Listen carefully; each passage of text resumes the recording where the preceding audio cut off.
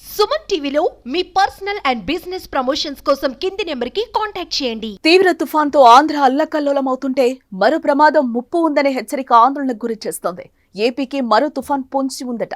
ఇప్పటికే భారీ వర్షాలతో రెండు తెలుగు రాష్ట్రాల్లోనూ జనజీవనం అస్తవ్యస్తమైంది. ప్రాణ నష్టం సంభవించింది.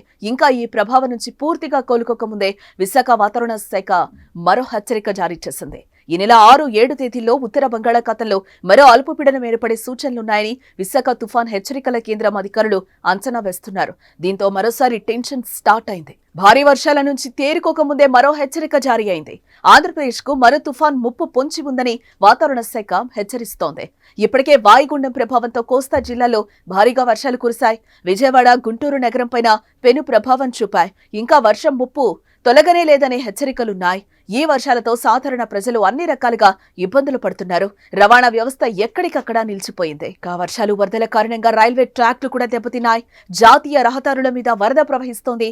పలు రైళ్లు రద్దు చేశారు. మరికొన్ని దారి మళ్లించారు అధికారులు. రైళ్లు, బస్సులు లేక వేరే ప్రాంతాల్లో అనేక మంది ఇరుక్కుపోయారు. ఇలాంటి సమయంలో ఈ నెల 6-7 తేదీలో మరోవైపు మరో తుఫాన్ ముప్పు ఉందని వాతావరణ శాఖ ప్రకటించడంతో ప్రజలు వణికిపోతున్నారు. ఈ నెల 6-7 తేదీలో బంగాళాఖాతంలో మరో అల్పపీడనం ఏర్పడే అవకాశం ఉందని విశాఖ వాతావరణ కేంద్రం అంచనా వేస్తోంది.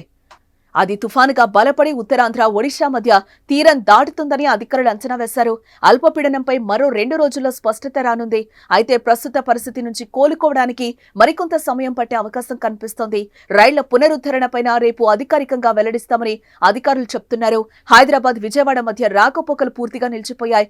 ఇక ఇప్పుడు తాజాగా వాతావరణ శాఖ వెల్లడించే సమాచారం ఏంటనేది టెన్షన్ పెంచుతోంది.